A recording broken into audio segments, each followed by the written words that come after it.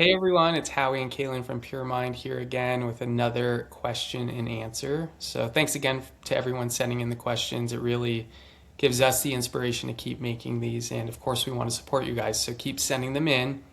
And Kaylyn, are you ready with the first one?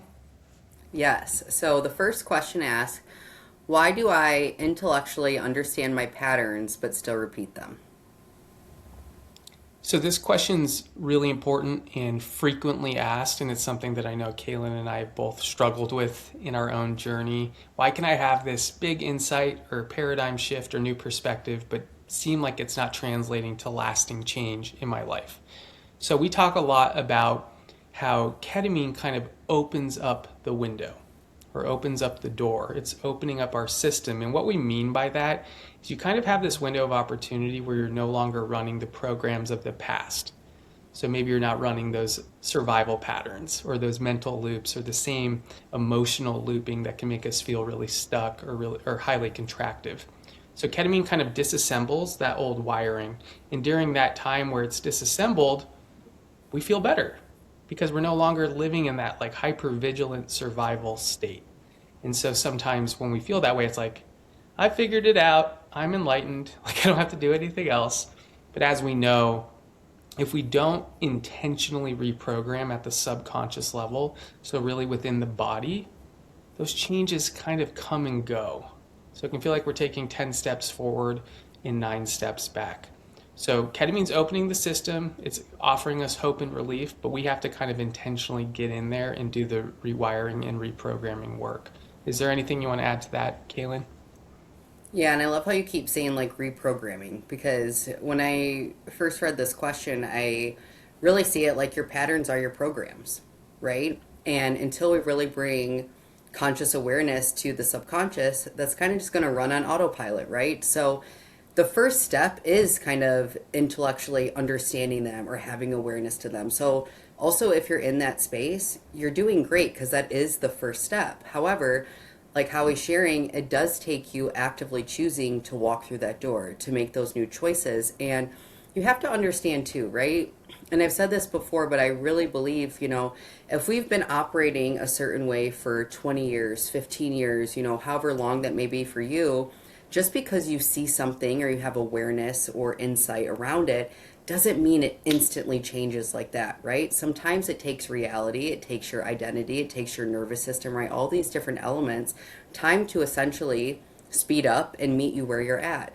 So the more you actively walk through that door and choose the new normal and keep kind of like essentially reprogramming the psyche, the more that will become the autopilot and the default. But if right now you're still noticing, like, hey, I'm understanding these things and I'm still repeating them, just keep noticing when you repeat them, right? Bring awareness to it. Oh, I realized that I said I wasn't going to doom scroll and there I went and I grabbed for my phone again, right? It's not making yourself wrong for doing it. It's just simply noticing how often you operate and move from that old pattern or paradigm, right? And then the more that you do that, you can have that moment where you have the awareness and can choose a different reaction or a different response. So, I think if you're in this phase where you're still repeating the old, giving yourself a little bit of grace because, like Howie said, we've all been there, right? And giving yourself permission and having enough courage to move differently in your life. And that's how you'll really create lasting change. Exactly. And I think a lot of where we are sometimes when we're in that initial phase of perspective or insight is still more mind based, right? So Mm-hmm. we're able to see it differently through the mind, or we're able to relate to our mind differently, which is great. That's super important. But when we start going into the body, into the subconscious, into the nervous system, we're actually more in the dimension or reality of felt experience.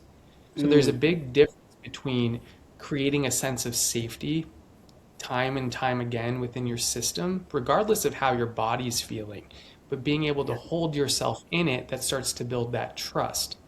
So if we're just doing it from the top down, like mind trying to give our body a pep talk, that doesn't really seem to work. It's like, body, stop doing that behavior. Body, feel happy. Does our body tend to listen to that? No. So instead, what we're doing is, body, I'm here, I'm available, I'm holding you no matter how you feel, no matter how you choose to act, because that's what's developing that self trust. And that takes consistency and repetition over time. Like you can't just have one moment of your body feeling like, oh, they're holding me, and then you go back to treating it like crap the next moment. We have to keep showing up, and it's a big reason why we're putting a big emphasis on these live rewiring sessions that we're doing, where we drop in together as a group because we're giving our bodies together the felt experience of safety. Because remember, this is more of a posture towards our experience than neurotically trying to control the way our body feels and the way our mind thinks. So I know there's like a lot of layers to this, but if we want it to actually translate to our physical reality and our behavior level, the body has to feel safe first. Yes, 100% yes. And I think this next question ties into this beautifully. How do I know if I'm truly healing or just becoming more self aware? Another really great question. I mean, I think healing starts with self awareness because Hmm. if you're not aware of a program you're running, you don't really have a lot to work with. You're kind of unconscious to it. I did, one of these deep dives in my body the other day, and it revealed some things that I literally had no clue about. I'm like, oh my God, that's been living in my system. So I became aware and then simultaneously had the felt experience of that emotion getting to course through my system. So I think it's kind of that balance. I would say healing for me is when you're not letting your mind or your body drive the ship of your life. So it's like body, you're safe to feel, mind, you're safe to think, but we're still going to make choices based on our values. That's what I would call healing because you're not going to get to a point where you never feel pain or you never have a negative thought. So if we define healing as like kind of those things, I think we're putting a lot of pressure on ourselves versus my body's going to feel, my mind's going to think, and I can still steer the ship where I want it to go. I love that. I think you took the words right out of my head. I would say the same thing. Like, awareness is really the first step to healing. Kind of like I said, you can't heal something that you're not conscious to, right? So, having that awareness is the first step. And the beautiful thing is, the more self aware you become, the more your perception begins to expand, right? Simultaneously. So, it's kind of like by becoming more self aware, you're simultaneously also healing because you can't be noticing these things and expanding your perception and not change the self, right? But then it kind of ties back into our first question where you still have to actively choose, well, what are you going to do with this sense of awareness, right? Once you become aware of it, are you going to move into response versus reaction? Are you going to make a different choice? Are you going to, you know what I mean? So again, it's so hard because all these things are really layered, and I really don't see healing as a fixed destination. And I think that, many people come into our containers seeking to become healed. Well, what does that really even mean, right? Because honestly, I think healing is something that we're going to be doing the whole totality of our life. There's always going to be deeper levels of healing, aliveness, expression, consciousness that we can tap in and have access to. So then I think it's too an opportunity to really redefine what healing really represents or looks like to you. And I love how Howie always speaks about it being more of like a posture towards life, because healing to me is when I have a different relationship with my own self, my aliveness, my body, and my reality. And not believing that, that I'm wrong or something needs to be fixed, but just really getting deeper curiosity about how I can seek deeper alignment, aliveness, and expression in my life. To me, that's healing, right? That is the path of wholeness. So I think, again, self awareness is a beautiful thing. And I really do believe it is like the stepping stone into everything that this path can offer you. So if right now you're like, am I too self aware? Am I really healing? Just keep being self aware, because the more aware you are of self, the more insights and direction that you're going to get onto how to move and how to act in deeper alignment in your life. I hope that helps. Does that make sense? That made perfect sense. And one point just around awareness, because I think definitions can get kind of confused when we're talking about these things. Awareness is really the entire field, and our consciousness is where we choose to focus our awareness. So, for Mm-hmm. example, if we're really aware in the mind of what's going on and we become very analytical, we can become like, if I understand this well enough in my mind, then I won't have to feel it in my body. So you could have a high Yes. level of awareness of what's going on, but you're still disconnected from the felt reality of it. So if we want to land the plane into the body, which is your anchor point in physical reality, right? That's the part of you that's matter.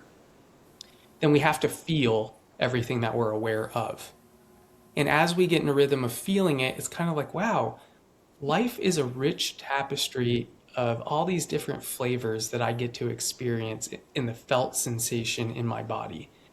Like, just as one quick tidbit, I know I've mentioned it before, but I was someone that couldn't cry for a really long time. I was so afraid of feeling that way. When I finally went through the felt experience of having a lot of tears, it felt so cathartic afterward. And it was kind of funny. I was like, wow, that's what I've been so afraid of. Like, that relief that I've been seeking was on the other side of me just feeling that emotion. So I think there's something deep about that, becoming someone that can be okay with what the body's experiencing and actually relishing in it a little bit is pretty cool too. Yeah, I love that. Let's go to the next one.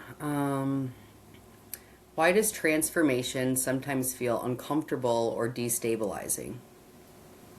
It's a good one too. Really good question. I think, there's a lot of it that we don't understand in terms of where we're going. Like, sometimes it's like, I want to understand why I'm uncomfortable and like what it leads to.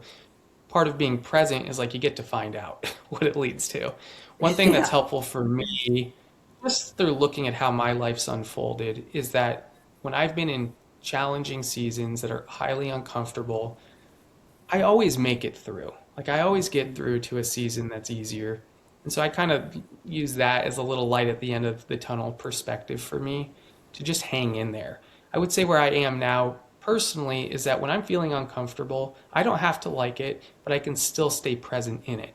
And I think that's really important, to give yourself permission. You don't have to perform gratitude about something that you really can't stand being in, or try to extrapolate meaning prematurely from a tough situation that you're in. You can know that it will change, it can suck, but that you have the ability to stick with it. So you'll notice like what the transformation was after the fact. Like, Yeah. wow, I developed resiliency and capacity and unconditionality and genuine gratitude for my life because of that tough time that I went through. You'll see that after. But if you're in the thick of it, just know it will change. You will get the meaning later. And how present can you be right now? Yeah, I love that. And I will say too, just piggybacking off what you shared, like I hold on to that too, like looking at my life and all the deep portals of initiation and rebirth and transformation, is that I've created such a self resiliency and trust that no matter what the circumstances, that I have my own back and I know I'm going to be okay and that it's temporary, right? I think sometimes we forget that the hard seasons or the discomfort, it's just temporary, right? And personally, I think a big reason why we feel uncomfortable or why it feels so disabling is because we're really asking ourselves to move and operate outside of our comfort zone. We're asking ourselves to go to this place that we've never been before, we've never seen. And, it's almost like this false sense of safety we create in the known, right? And even if what we're experiencing isn't our preference or isn't what we consciously desire or want, at least it's familiar. So there's a false sense of safety. And when you say yes to this, when you say yes to yourself, when you really are opening yourself up to be fully transformed, you're going to come up to hard edges, hard truths of who you believed yourself to be, what you believe is possible. Your identity crumbles, your beliefs become questioned, right? You start seeing things in a different way. And that's very disabling to a nervous system and a body that is clinging and orienting around safety, right? So, kind of, again, pulling in what Howie was sharing, so much of this work is really creating enough safety in the body to be present with whatever is, being served up to you in life. Whether it's uncomfortability, whether it's fear, whether it's anxiety, whether it's complete unknown, right? Whether it's grief, really creating enough safety that, hey, no matter what happens, I don't have to leave myself. And how do I find out that real safety comes from my connection right here? Between me, my body, my breath, and God. There's the real safety. It's not contingent on a job, on a relationship, on a status, on money. And I think so many of us who do cling to those things, life serves us an opportunity where you get stripped of all that, right? Hello, I've been there. I'm speaking from pure experience here, right? Because it really wants you to learn that true transformation requires change, and it requires going into the unknown, excuse me, and being in the liminality, because really that's when everything is possible, not when we're showing up the same way, doing the same things in the same relationships and staying small, right? So transformation is going to ask you to expand, and expansion happens in this realm that you've never been before. And I think when you can kind of change your like cadence or the way you relate to it as, oh, I'm uncomfortable because this is new and unfamiliar to me and my body, not because it's wrong or isn't right for me, well, then it's so much easier to create that sense of safety and to meet yourself there. At least that's been my experience. I love what you just said with the sense of safety in my body, because like if we can start looking at it, it's like my body feels uncomfortable, my Mm-hmm. mind is spinning out. That means nothing about me, right? So we're Yep. speaking about this from a different level of identity. If you're not overly identified with your body freaking out, it's like that's just my innocent body, like a little scared. Like, so what? Like, what's Yep. so bad about it feeling this way? My mind, of course, is trying to plan and do the survival math to keep me safe. Like, what's wrong? Like, thank you, mind, I see you. But I'm still here and I still have agency in the direction I move, regardless of how my body's feeling or what my mind is thinking. So it's kind of the Yes. pulling your identity out of just the over identification and enmeshment with the way your body feels, is that being the truth about reality. Your Yeah. body feels uncomfortable, that means nothing about the truth about reality. But a lot of these new Yeah. ideas, especially like new age philosophy, we take so Preach. much credit for all that, you know? So it's like, Oh. pull yourself out, your body's uncomfortable. You're not. Your Yeah. body is. Your body's innocent. Your body's lived through a lot of crap. Of course it's uncomfortable. Your mind's Yeah. freaking out. You're not. Of course your mind's freaking out. So when you start to pull it apart a little, it gives you your agency back. It's like body can be freaking out, mind can be spinning out, and I can still move in a direction that's supportive of my life. And I found that Yeah. to be helpful. And then you just let the knot unwind on its own. You're not messing with the body, trying to change that. Not messing Right. with the mind. They're innocent. Like let them have their tantrum. Who cares? And Pretty I will just say, interesting. piggybacking on that, is that I think there is, and we talk about this all the time, but I know it's something that we both really believe in and stand for, is that, you know, feelings aren't facts. And, if you're constantly waiting to be high vibe or things to feel good or be fluffy rainbows for you to take action, you're never going to really change, right? Like part of the initiation in transformation is being uncomfortable, is going into the unknown. And what I've learned, really diving into somatics and working with the body is that, so much of the body's signals and sensations and things that are coming forward give us deeper insight into where we may not be holding the capacity or where we may be having beliefs or behaviors or things that contradict what we say we want. So instead of taking it as, oh, I don't feel good, this is bad, this is wrong, shut down, and then 6 months go by and you're living the same life, same reality, same relationships and wondering why, right? You can then create proper relationship and intimacy with your body and start to figure out, okay, well, why is it that, as soon as I'm going to log on Zoom, I break out in hives and I feel like my voice is going to go out? What is this trying to show me? What is this teaching me? Because, and we talk about this a lot, but life is always going to serve you the perfect experience, the perfect environment, the perfect obstacle. And yes, I'm using that word intentionally, right? For you to become.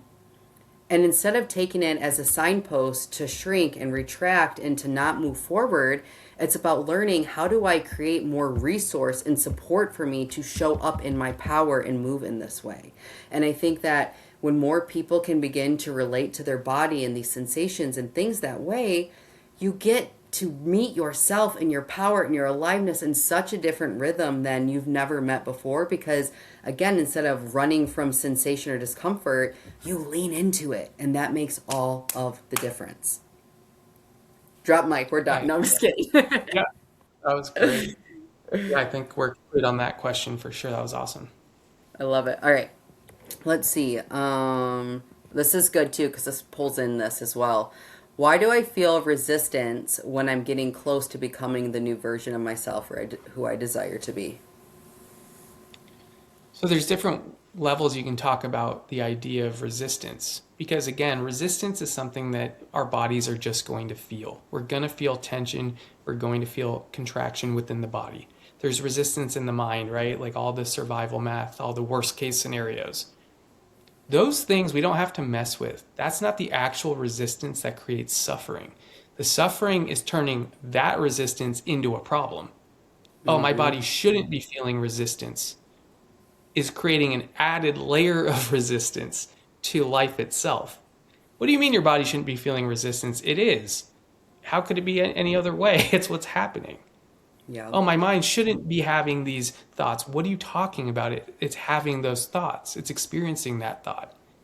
So if you stop making that a problem, you're dropping that added layer of resistance, which creates the suffering. And then you're just dealing with more of the mechanical resistance within your body and your mind, which actually isn't that big of a deal if you just let, like I said, I always get this vision of something really tightly wound unraveling. That's what's happening in the body, in the mind, if you just let it happen and stop turning the unraveling into a problem. Yeah. Oh, there's a problem that my body's all tense and wants to unravel. Well, guess what? It doesn't unravel, and that tension just stays there because you're Yes. interfering with the process. So the actual resistance that you're letting go of is the resistance where you're arguing with reality, where you're arguing with the way your body feels and you're arguing with the thoughts your mind is experiencing. So if you drop that, you can just trust that it'll unwind on its own. Oh, I love that. I will say too, I think without sounding redundant, we've touched on this, right? Why do we feel resistant when I'm getting closer to becoming more of myself or who I desire to be? Because your identity is a program, right? Your behaviors are a program, your beliefs are a program. And again, if you've been running this same program for years and years and years, that feels safe to the body. Again, whenever we're moving outside of what's known and familiar, it triggers resistance and unsafe feelings in the body and in the nervous system. So as soon as you say, yes, I'm moving in this way that I've never been before, the body goes, oh my God, oh my God, oh my God, oh my God, what's going to happen? Who are we going to be? Oh, and we instantly make the unknown bad. Why we do this as human beings, I can never tell you why, right? But we do. It's something that's unknown to us instantly is bad. Even when it holds infinite possibilities and experiences and opportunities of all the things we want to say yes to, we automatically make it a threat just because it's unknown, right? So a lot of the resistance simply comes from you becoming someone you've never been before. And I think, to again, not to be redundant, but it's just what you're making that resistance mean and how you relate to it. Right? I can take the resistance as a bad thing and make myself wrong and shrink back down so that my little human feels safe in that moment, or I can take the resistance as a sign that I actually am expanding and I am evolving and I am becoming. And how do I become more resourced? Right? How do I keep actively choosing and walking through the doors that I keep consciously saying, yes, I want to go? Right? And, you know, it's hard for me because a lot of things in the somatic world will say this isn't appropriate, but I really do believe that sometimes you just got to do the thing scared. You got to do the thing with your voice trembling. You got to do the thing with your knees shaking a little bit, because the only way we can begin to like really reorient to a new reality is by letting our human experience it. Right? We can think about all the ways that we want to be and become, and it sounds beautiful and it's, shiny and it looks so much better. But until we give our current identity, our nervous system, our body some evidence and buy in that one, it's possible, and yes, it's safe, and oh my gosh, I can do this and I didn't die, the resistance is always going to be there, right? So again, you have to learn what you make the resistance mean and how to really honor it in a way that your system can slowly start to soften and open up to this possibility to make it your reality. Exactly. And why is that resistance there? I know that's a big question we have. Well, it's like, well, the body learned something by its life, Mm-hmm. right? We Something. don't have to argue with life. It's like, yeah, you were abused, you were neglected, you were all these things. Of course your body's freaked out about the unknown. Of course your mind's freaked out. If we start arguing Like, why? It's like, it is that way. It just is for all of us until we say, why does that have to mean anything about the direction we go? To Kaylin's point Exactly. of like just choosing to do it with your knees shaking. It's not your knees shaking from the perspective of consciousness. It's your body who's freaked out because it's lived a hard life. So if you start gaining enough awareness towards like, look, we make choices based on our values, which is more aligned with your soul. Your soul is connected to your values. So it's like I can't, like this is important to my life. I'm going to take care of it whether I'm shaking or not. Those are the Yeah. things that if you take action on them, they actually nurture it and prove to your body that it's safe. Yeah, if we're making choices that are not aligned with our values, of course the body's going to get more evidence that it's not safe. Yeah. So we have to think of like, is this nurturing to my life? Am I making choices from there? Not about whether or not my body feels safe, because as Kaylin mentioned, it's only going to feel safe in what it understands. Hmm. That's it. So I think the more we love and hold our body, but kind of see it as like, that's not me, in the sense of it's my body that's been through hell, that of course is scared. It doesn't have to be an extra problem. Yeah, one last thing I want to add to this for this person who asks, like, why do I feel resistance? I will just say, like, why does it matter that you feel the resistance, right? I think that we spend so much time in being a coach. We see this all the time. People want to know why and they want to know where it came from and when it's, and not saying that those things don't have a place. However, I see a lot of people get like hyper focused on trying to find meaning or the root of something, which essentially just keeps a healing loop going. I want to know why I felt this way, and then why did that happen? You know what I mean? And it's just not really helpful when instead you can really choose the identity or the reality that you choose to experience and start normalizing and reorienting yourself with that, and you simultaneously heal because of it. So you can focus all your energy on the why and the healing, or you can consciously choose into the reality that you want to experience, and that will heal you, right? Because you become an identity or a person that doesn't even relate to that anymore. That's more Exactly. You powerful. nailed it. Yeah, it's like I don't energize it because it's not necessary for me to know that to move forward. Exactly. That's getting back to what's healing. It's like I don't need to understand all that to keep moving. I don't need to feel good to keep moving. I don't need my thoughts to all be positive to keep moving. It's Yep. almost like they're not really even yours. It's an innocent part of you.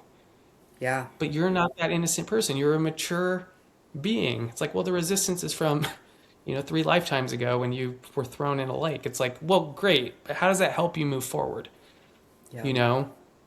So I love that point. You don't really need to know. It's like, kind of, so what? Yeah. And and what? No, I'm just kidding. We're saying this in a loving way because we've all been here too, and we're trying to give you a shortcut so you don't waste your time in the why Yeah. spiral. All right, let's do one more. I think this is a good place to land. What does embodiment actually mean beyond the spiritual buzzword? Yeah, that's a really, really good question. For me personally, it's when your mind, body, and consciousness are all on the same team. So you're no Yeah. longer arguing with reality. Body's allowed to feel and have its experience. Mind's allowed to think and have its experience. And consciousness is allowed to drive while simultaneously having enough space to hold those experiences. Yeah. That's embodied for me because nothing's being left out and nothing's being negotiated. Yeah, you literally, we're so on the same wavelength. I was in my head, I'm like, when my mind, body, and spirit are all in coherence. I think living embodied means that we're not neglecting any of the parts, that there's a beautiful way that they all come together to be an expression of our essence, right? And, in the beginning, I think it's hard for people because there is a lot of buzzword around the word, just embody it, embodiment, and like, what does that really mean? And I think a lot of it can come down to really creating a sense of presence in your life. How can you even be embodied if you're not present, right? And really anchoring into that core of truth, right? I feel the most embodied when I'm most connected to myself, to my authenticity, to my body, right? To my breath. And when I can really allow myself to move from that place versus, who I've been, the stories that I've created, which will get me like or praised or whatever it is, and really honor myself. I think that embodiment really comes down to you honoring your own unique human experience, whatever that looks like for you, and trusting that when you do that and you move in alignment with that, it's going to be the best for everyone. So, embodiment really comes down to your mind, your body, and your spirit, and giving yourself the permission and even the audacity, right, to fully live from that place unapologetically. 100%. And just one thing, because I know this is sometimes where people get confused on the idea of embodiment. To me, what it's definitely not is this place where, because you're fully in the body, now you're just feeling happy all the time. Like, that is not what we're doing. It's like it is emerging of everything to getting everyone on the same team again. But like I Yeah. said, the body is allowed to have its experience of the good, the bad, and the ugly. But that's not anyone's fault, right? It's just like that's the experience. Same thing with the mind. So when you honor the journey, and like Kaylin said, that's what allows you to be present because you're no longer needing to escape the moment as if it's a problem. Mm-hmm. Body's not a problem, mind's not a problem. I can actually be here. There's nothing to solve. Yeah. But from here, how do I act in accordance with my values and my soul and my authenticity? That's where we actually want to derive action from. And so, yeah, that's just the last little bit I'd add.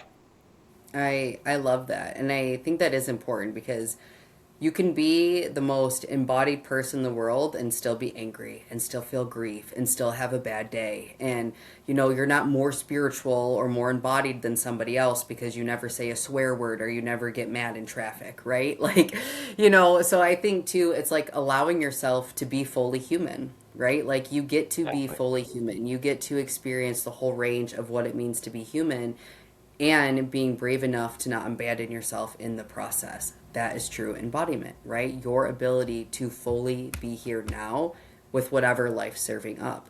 And I just love that. I think that's perfect. Yeah, you're probably not embodied if you're like you've transcended emotion. Like you're Yeah. probably in the clouds. Well, and that point, what's the point of having a human experience, right? Like the Why whole have a part is to body? be, yeah, in the body, embodiment, be in the body, be in the present, be in your life, right? So if Why you're have a escaping body if into you the didn't come here to ethers, feel it all, right? yeah. Well, Like you and you again, know not the to make truth this a consciously. yeah, and not to Yeah, make go it ahead.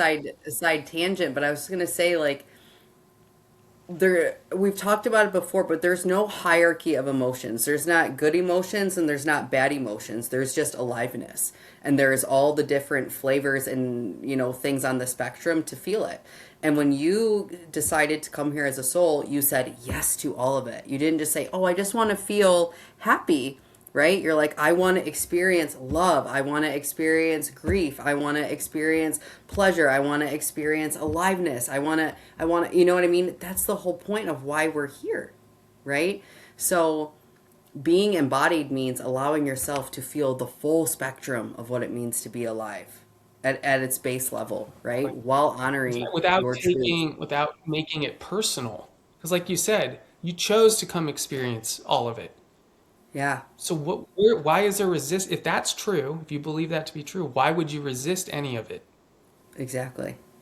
other than an idea around it, which we develop over time? And that's okay. That's what we're unwinding. But you don't have to do anything to unwind it except just let it happen. Oh, body, you're freaked out. Congratulations. Thanks for sharing that. I don't need to change a dang thing. You can unwind it on your own. I'm just here Yes. cheering you on. That is how we work with life to go through this process. It obviously doesn't happen always when we want it to.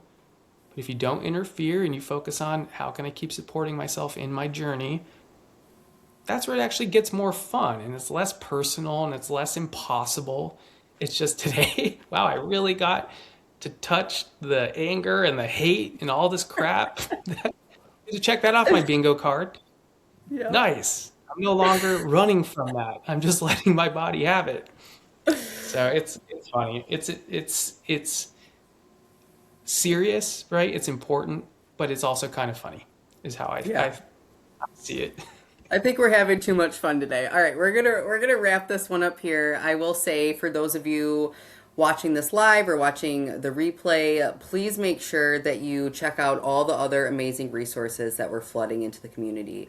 Beyond the Q&As, we're doing deep dive trainings as well as subconscious reprogramming, and we're always looking at new ways to really support you on the journey. So, if there's anything that you have questions about, any way we can deeper support you, please reach out to us and let us know. And if you're catching this on YouTube, please come check out the work that we're doing inside of our community, inside of our private containers. We would love to support you and walk with you there too. Yeah, thank you guys so much for tuning in, and we will see you on the next video. Bye.